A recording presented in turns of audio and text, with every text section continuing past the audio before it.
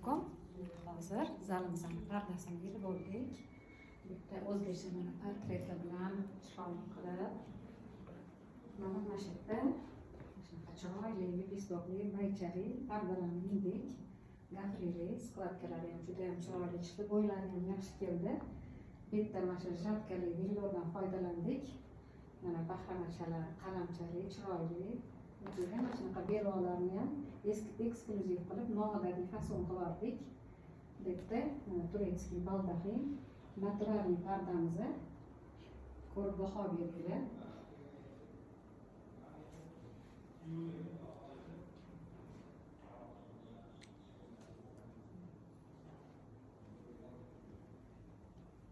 Bu yerda bizada hovli pardasini ham ilib oldik.